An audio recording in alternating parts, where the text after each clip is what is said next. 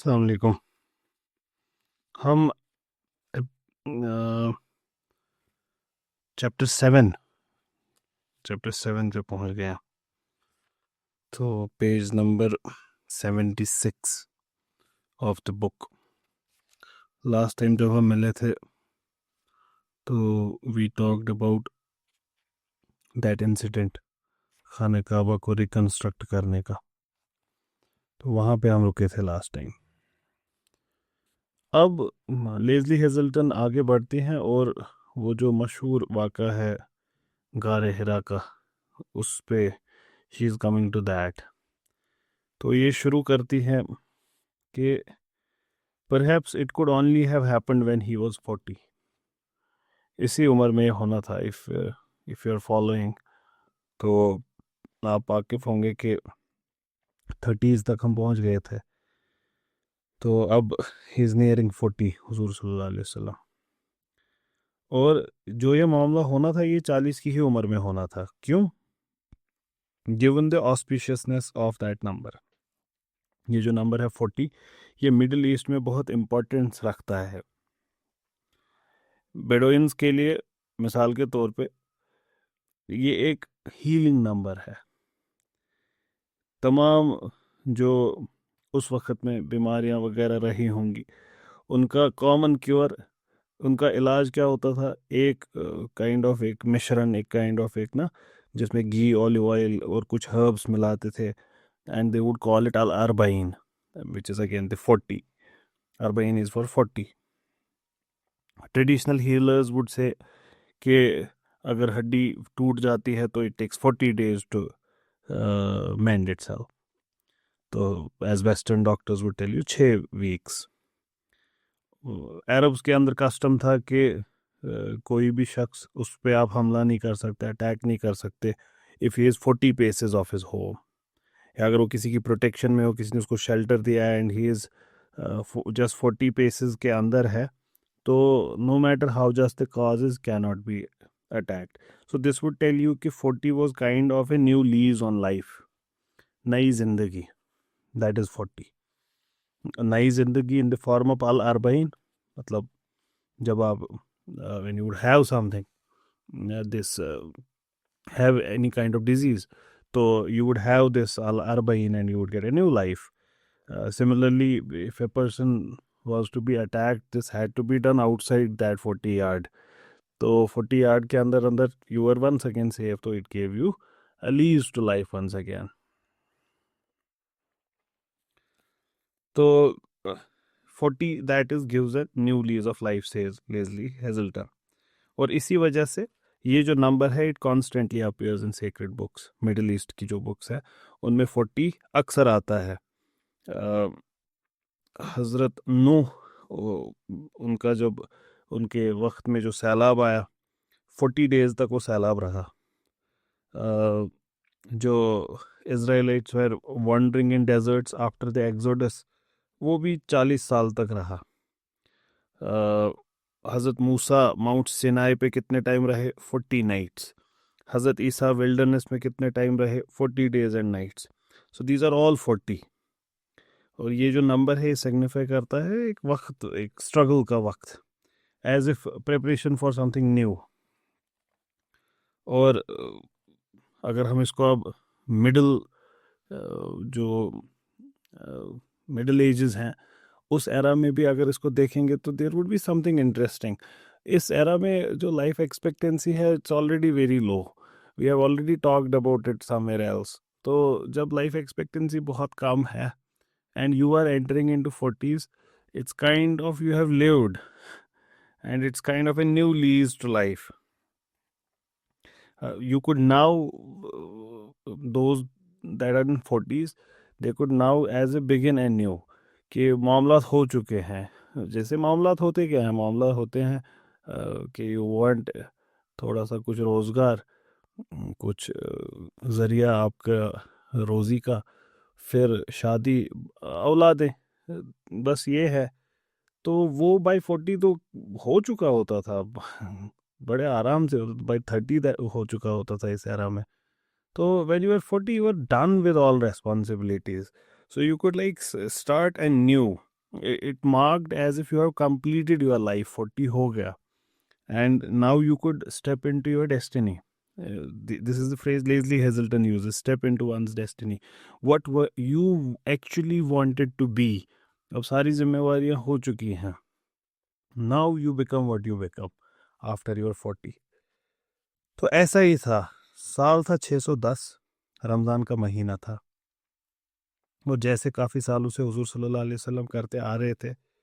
He goes into this solitude, this retreat, and the same mountain जिसमें गार हिरा था. एक केव है जिसका नाम हिरा है, तो केव ऑफ हिरा. तो इस पहाड़ को बाद में हम जबल नूर से जानते हैं अब. And he goes there as usual, जैसे वो हमेशा करते थे. ये ऐसी पहाड़ी है, इसके बारे में क्या जिक्र करती हैं ये. इनका मुझे बड़ा कभी कभार लगता है कि आई एम डूइंग इनजस्टिस इसको ट्रांसलेट करके या इस पे कमेंट करके, क्योंकि इनकी जो खुद की वोकेबलरी है और the way she puts it is beautiful. Listen to what she says about this solitary retreat where everything human was stripped away and he could be part of the silence. खामोशी होगी ना हर तरफ when he would be there. तो and think about it, 1400 years पहले की बात हो रही. It's not that bustling as it's today. Wherever you go there are people. It's talk of like 610 की बात हो रही है. And everything human would be stripped away. And he would become part of the silence, letting the impalpable vastness enter into him. तो खैर इस ये उनका हमेशा का सफ़र था. अब ये बहुत टाइम से ये कर रहे थे. सो ही climbed what was now a very familiar path. He would follow all the tracks he had been following. And जितना वो आगे बढ़ रहे हैं मक्का उतना दूर होता जा रहा है, उतना रिसीड होता जा रहा है, उतना छोटा होता जा रहा है. मतलब जितना आप ऊपर ऊपर जाते हैं थिंग्स स्टार्ट श्रिंकिंग. तो मून क्या लगता है, एक डॉट सा लगता है, लेकिन once you land on moon you realise it's quite big. तो same is with earth, it's quite big here. But when you are in the plane you see कि नहीं उतना भी बड़ा नहीं है कुछ, हाँ मामला. And then you go further आप स्पेस से देखते हैं तो it appears like a dot in the sky. आप देख सकते हैं Venus appears like a dot. तो as he was going towards this way Mecca would recede beneath him. ये इस जगह को जानते थे, इसके हॉलोज, इसके क्रेविसेस, इसके क्रैक्स एंड गलियां, कहाँ से जाना है कैसे. He would know all of these things because he had been there. And शाम होते होते he was where he was supposed to be, at his usual place in the cave of Hira. इंशाल्लाह मौका मिलेगा आपको भी जाने का, तो आप वहाँ पे ज़ियारत करेंगे जबल नूर की भी. और जब आप वहाँ पे पहुँचेंगे तो आप देखेंगे कि ये किस जगह पे है. then you would be able to appreciate it more. The mountain is very imposing. That cliff is very imposing. It feels कि यहाँ पे कुछ हुआ है. This is the mountain. तो उस दिन भी हुजूर सल्लल्लाहु अलैहि वसल्लम उस वक्त भी वहाँ पे थे. And Leslie Hazleton says he lean forward as though into the wind. लेकिन ऐसी कोई विंड तो थी नहीं. हुजूर सल्लल्लाहु अलैहि वसल्लम के चलने का तरीका ऐसा था कि ही वुड लीन फॉरवर्ड. तो ये शायद वहीं से हिंट ला रही हैं कि ही lean forward as though into the wind. ये उनके चलने का तरीका था. और शाम का वक्त भी हो रहा है. Darkness is creeping slowly. Birds are going way back home. तो कहते थे हमारे बचपन में कावन की छुट्टी, पता नहीं श्रीनगर में कावों को छुट्टी होती थी हमारे यहाँ होती थी. तो शाम को जब होते थे हम खेल रहे होते थे और बड़े सारे कौवे निकलते थे अपने घरों की तरफ, तो हम कहते थे कावन की छुट्टी. तो बट समहाउ लॉस्ट दैट. अब उतने कौवे होते नहीं हैं. पता नहीं वो कबूतरों के शहर में बिजी हो गए शायद, तो अब मिलते नहीं कहीं पे. तो खैर I don't know those of you, आप कमेंट कर सकते हैं ये कि आपके यहाँ होती थी क्या काऊ की छुट्टी. तो वो टाइम है ये मतलब काऊ की छुट्टी हो रही है, काउस की छुट्टी. तो कौवे जा रहे हैं घर अपने. तो यहाँ पे भी ऐसा whatever the birds were there in Arabia at that time, they would also have moved to. But for others who don't understand Kashmiri, cow we say कौवों को इन कश्मीरी, तो कौवों की छुट्टी वुड बी कौवों की छुट्टी। सो ये वही टाइम है, डस्क का time, and it's also thickening now. And what would happen, what would accompany it? Silence. जितनी ज़्यादा darkness and dusk creeps in, उतनी ज़्यादा silence also creeps in. ये वैसी silence है, it's that absolute silence which is itself a kind of noise. खामोशी इतनी खामोश होती है कभी कभार कि सुनाई देती है, ये वैसी खामोशी है. It's ringing in your ears. There is a high perfect tone which comes from as if everywhere. And once again, Leslie Hazelton, you have to listen it in the words she uses. She says, as the darkness thickened, so too did the silence. The kind of absolute silence that rings in the ears, a high perfect tone that comes from everywhere and nowhere. मतलब ये आवाज़ कहीं होती भी नहीं ना है, ये कहीं से नहीं आ रही होती है, लेकिन हर जगह से आ रही होती है. और इस माहौल में जब आप इस केव्स इस पूरे माहौल को देखेंगे, there would be kind of a vibration in it, as if ये सारा जो ये कायनात है ये जिंदा है, it has senses, it is sentient, it is conscious, it is aware the way you are aware of it. And then of course जो दिन में सूरज की रोशनी की वजह से ये माउंटेन क्लिफ्स और रेगिस्तान की रेत गर्म होती है, फिर वो it starts radiating that heat dusk के टाइम पे, and it's hot as if alive once again. तो एंड देन स्टार्स धीरे धीरे वो भी आना शुरू करते हैं, and there is the slow revolution of stars overhead, and there comes that sense of being all alone, कि आप अकेले हैं, लेकिन yet inexorably part of something larger.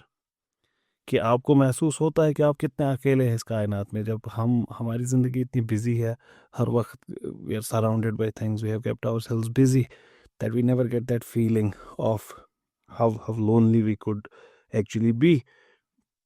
The existentialist philosophers would talk about it quite often, कि कितना अकेला है. अगर ध्यान से देखा जाए, ये कायनात बहुत बड़ी है, अनफैथमेबली बड़ी है, ये भी आप सोच भी नहीं सकते कितनी बड़ी है.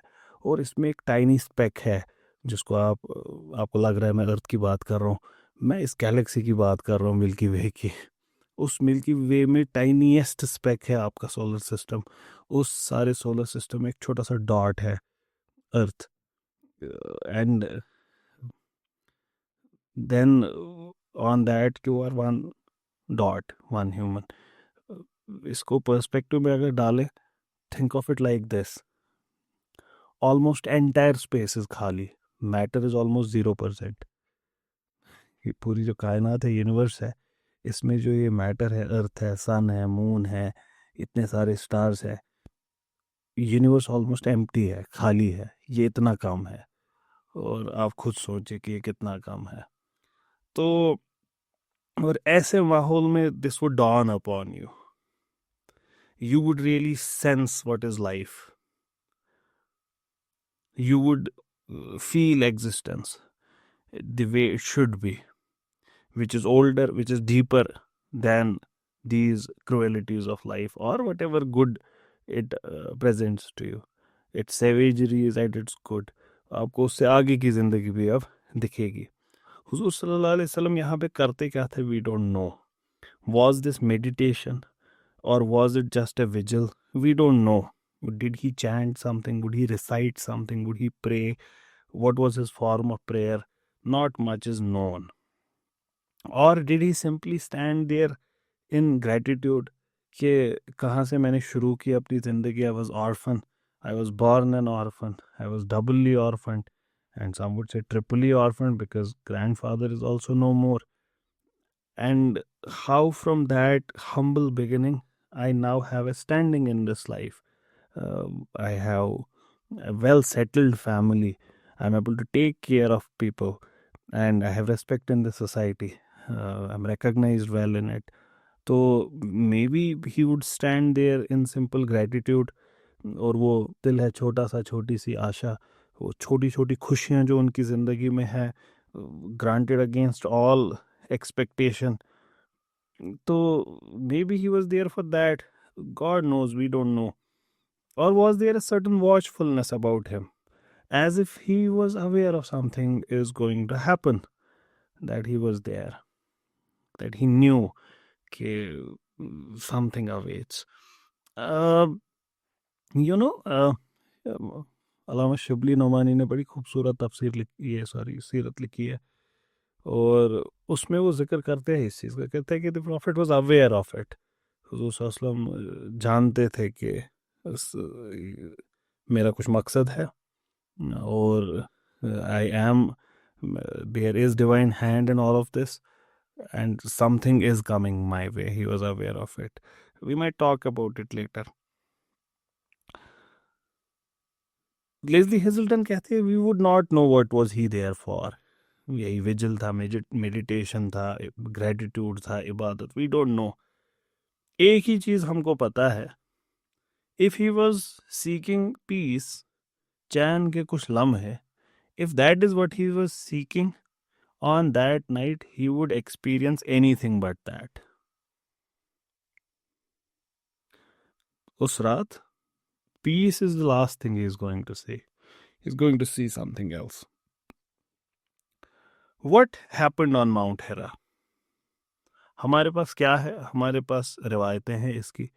लेज़ली हेजल्टन कहती है, लगता है हुजूर सल्लल्लाहु अलैहि वसल्लम के खुद के वर्ड्स ही हैं, लेकिन ये थ्रू डिफरेंट नैरेटर्स हम तक पहुंचे हैं, जिनके और हुजूर सल्लल्लाहु अलैहि वसल्लम के बीच में कुछ वक्त गुजरा है, और हर एक नैरेटर स्ट्रगल ही किया होगा टू ट्रांसलेट ऐसी चीज़ को जिसको लफ्ज़ों में बयान ही नहीं किया जा सकता.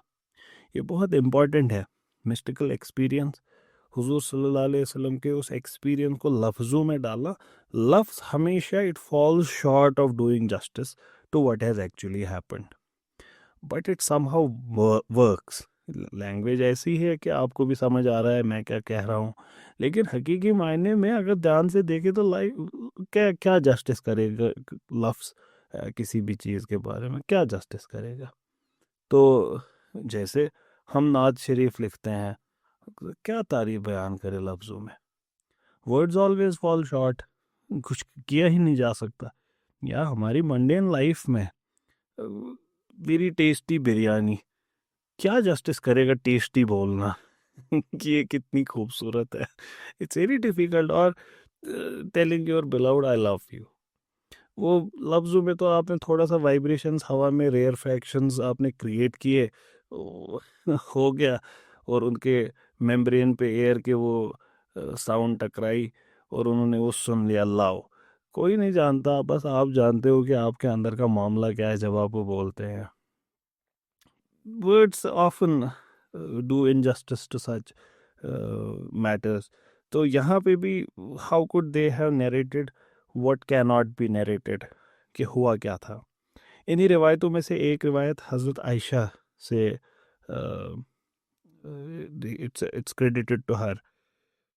So, who is Hazrat Aisha? She would be the youngest, and and Leslie Hazelton uses the word most outspoken of the wives.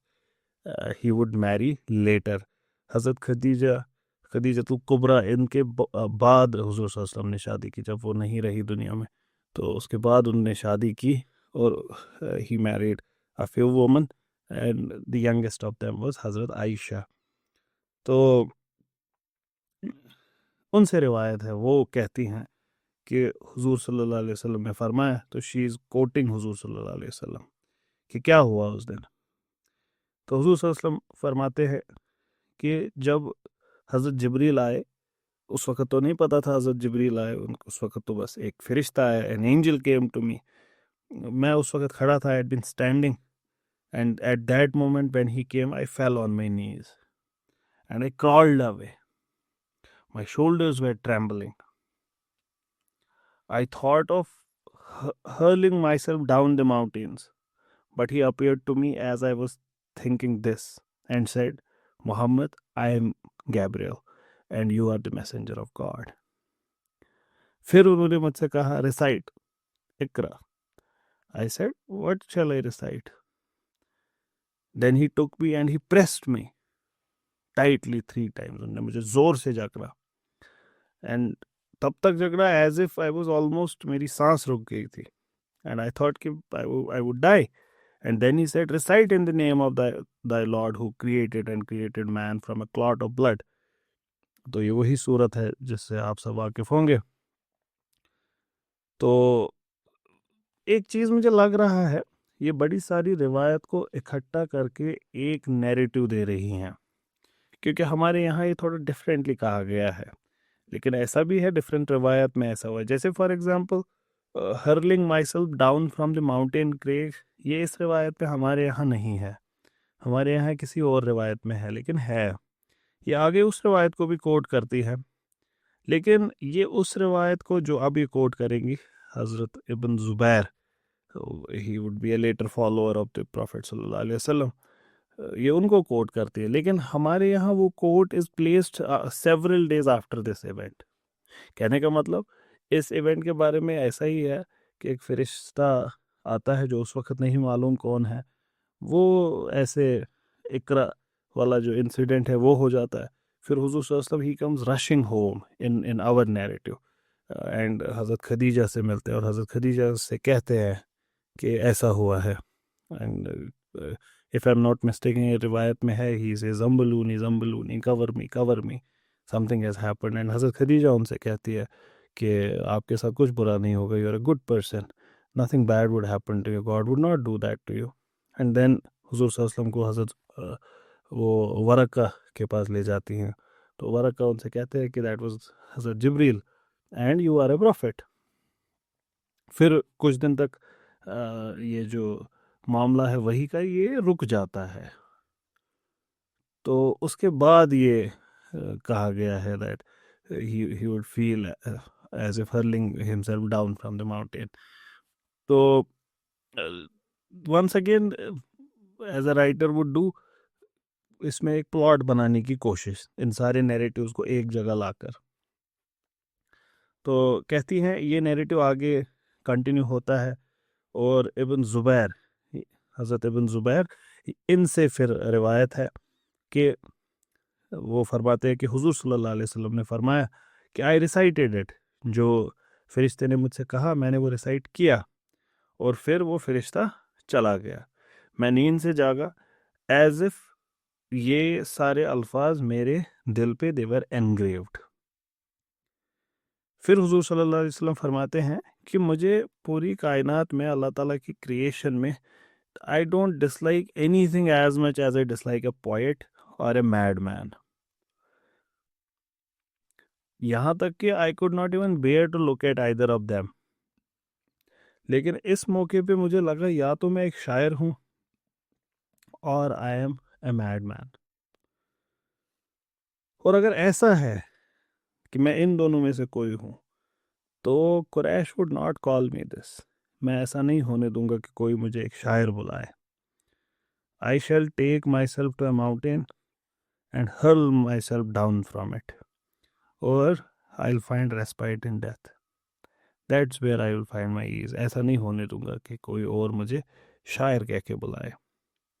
फिर इसी रिवायत में आगे कंटिन्यू करते हैं. लेकिन जब मैं पहाड़ पे चढ़ा, एक आवाज़ सुनाई दी, Muhammad you are the messenger of God. I raised my head to see कि ये कौन बोल रहा है, एंड देयर वॉज हज़रत Jibril, and he was in the form of a man deep in the horizon standing tall. हुजूर सल्लल्लाहु अलैहि वसल्लम फरमाते हैं जिस डायरेक्शन में मैं देखता था, जिस तरफ भी मैं मुड़ता था, हर जगह I could see him in the exact same form. हज़रत आयशा फरमाती हैं this was a true vision. ये जो ट्रू विजन वर्ड है, ये टेक्निकल टर्म है इस्लामिक टर्मिनोलॉजी में. जब रेवल्यूशन की बात करते हैं हम, वही तो वही डिफरेंट तरीके से आती है, और इसका जो हमारे सीरत लिखने वाले हमारे ट्रेडिशन से है, वो इस मौके पे रुक के उसको एक्सप्लेन करते हैं. अगर आप सलबी उनकी बायोग्राफी उठाएं तो वो भी यहाँ पे रेवल्यूशन के टाइप डिस्क्राइब करते हैं. आई थिंक शिबली नोमानी भी डिस्क्राइब करते हैं, और भी कुछ एक सीरत उनमें डिस्क्राइब किया गया है रेवलेशन कैसे आते. Sometimes it would be as a ringing of bells. Sometimes Hazrat Jibreel would arrive in the form of man and speak to the Prophet sallallahu alaihi wasallam. Sometimes it would be, what lack of a better word we would call a dream. उसी dream को ये true vision word से use किया जाता है. True vision word उसी dream के लिए जो हकीकी ड्रीम होता है. अब हकीकी dream is kind of contradictory because dream is dream. तो it's kind of a vision. इसको रोया जो असली में भी है, लेकिन it is appearing to you as if a dream. तो that's called a true vision. हुज़ूर सल्लल्लाहु अलैहि वसल्लम ने इसके बारे में कहा है कि वही के तमाम मामलात मेरे बाद ख़त्म हो गए. अब अगर कुछ आ सकता है तो ज़्यादा से ज़्यादा किसी ने एक इंसान को कोई सपना, ये हो सकता है अभी भी. ट्रू विजन इसको कहते हैं. लेकिन लेज़ली हेज़ल्टन कहती हैं कि ट्रू विजन कितना ये करेगा जस्टिस इसके साथ. ट्रू विजन कितना जस्टिस ही कर सकता है उस चीज़ के साथ जो उस वक्त हुआ था. शी सेज ऑल एक्सप्लेनेशंस जो और भी लोगों ने किए हैं, दे ऑल फॉल क्लमजीली फ्लैट. ये कहती हैं कि ये जो भी लोग बयान कर रहे हैं इस मामले को जो हुआ, ये अच्छे लोग हैं, इनकी नीयत भी अच्छी है, they are well intentioned people.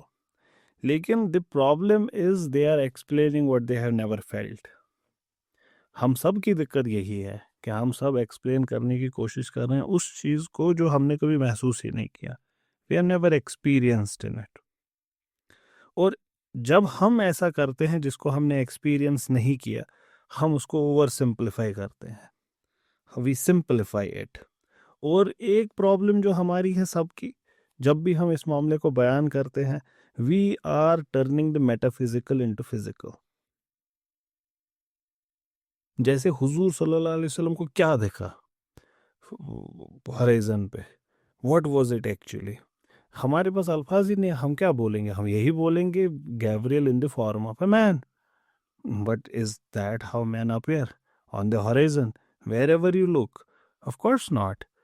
It's again something with words that they always fall short. This is also very important. जब हम अल्लाह ताला के बारे में डिस्कस करते, डिबेट्स करते, डिस्कशन करते हैं सिफात पे, अल्लाह ताला के नेचर पे and all of these things, we should avoid that. I say that quite often, but बड़े सारे लोग करते हैं. One of the fundamental flaw in all of that is you are trying to describe infinite using techniques of the finite. आप you are trying to describe what cannot be described. तो something would always be lost. हमेशा कुछ ना कुछ खो ही जाएगा इस पूरी प्रोसेस में.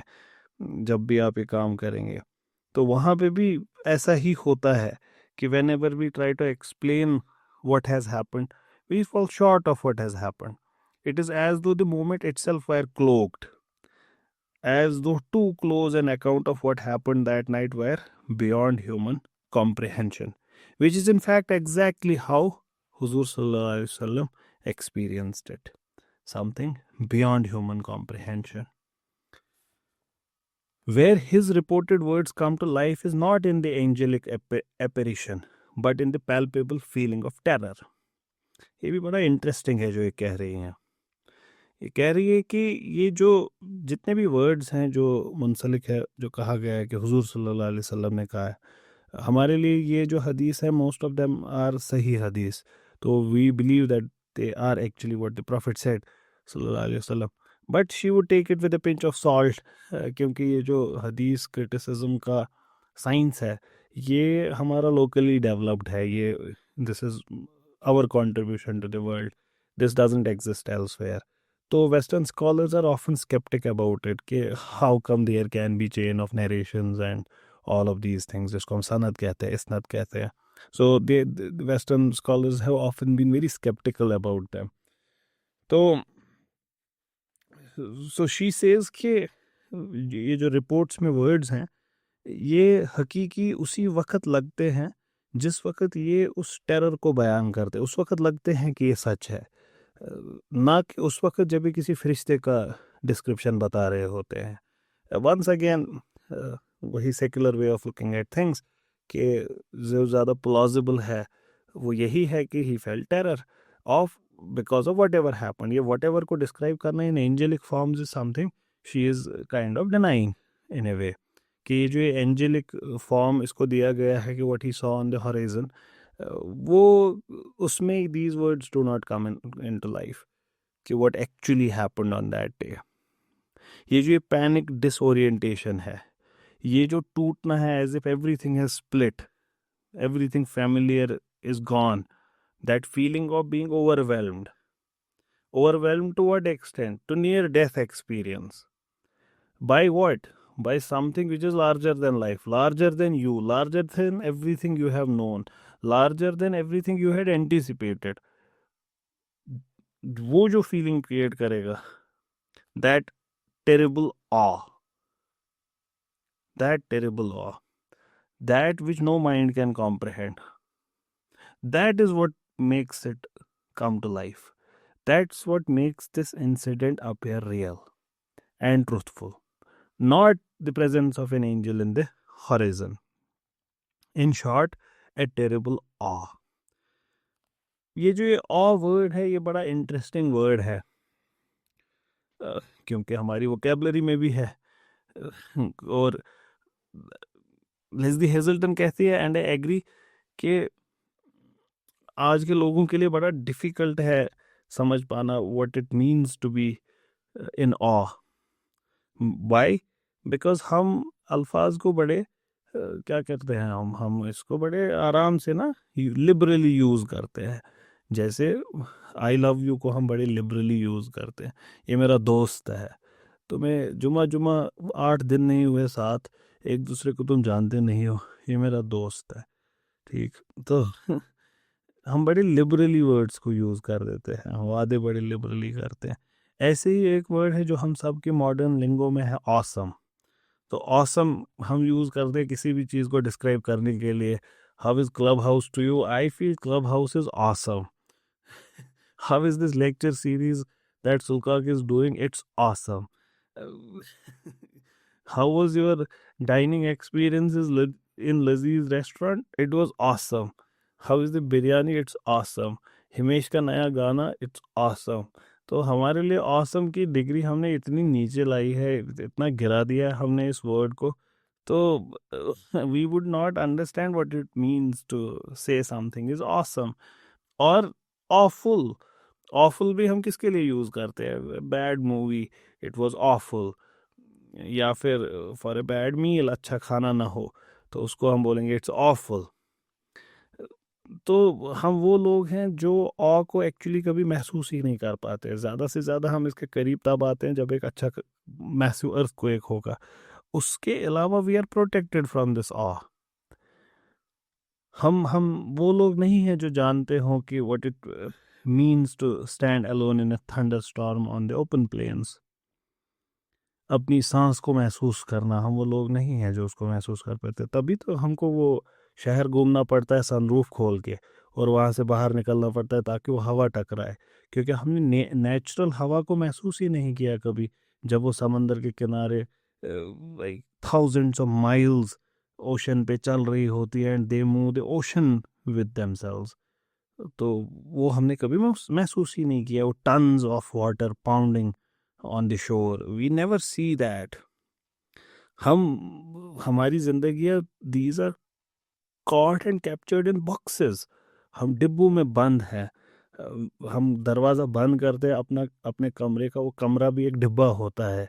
It's a cuboid which is part of a bigger cuboid. That's our house. Our washrooms are cuboids, our cars are cuboids, all buildings are cuboids. The phones we get are in the boxes which are cuboids. Our packings are cuboids. Laptops are cuboids. अब तो iPhone और Samsung ने भी box design इख्तियार किया है. They are also cuboids. ये जो क्यूबॉइड्स है, इसमें जब हम खुद को रखते हैं ना, इस छोटे से कमरे में कोने में, we convince ourselves we are in control. हमको महसूस होता है कि वी आर कंट्रोलिंग, और at least hoping for control. And we lose touch with it, what is overwhelming. we lose touch with what it is to be overwhelmed by a force which is much greater than our own selves. अब अगर ये कहीं हो भी पाता, अगर हम कहीं जाते for example into wilderness, or maybe we would see a lion or a tiger in his majesty, or we would trek to into wilderness, or we would see a great lake or ocean, उस वक्त भी बदकिस्मत modern man उस event को भी through the prism of camera देख रहा होता है। वो उसको भी इंस्टाग्राम रील में से देख रहा होता है, वो उसको 50 मेगापिक्सल कैमरा के लेंस के बीच में से देख रहा होता है उस स्क्रीन पे। He is there yet not there, and once again he is not awed by it. This is awe, to be overwhelmed by a force which is much greater than your own selves. And that's exactly what happened on that mountain that day. So how then would we understand who don't understand anything what was the Prophet's awe sallallahu alaihi wasallam? ऐसी चीज जो literally metaphysical है, जो beyond physical है, उसको कैसे मैं rational explanation से बयान करूं कि हुआ क्या?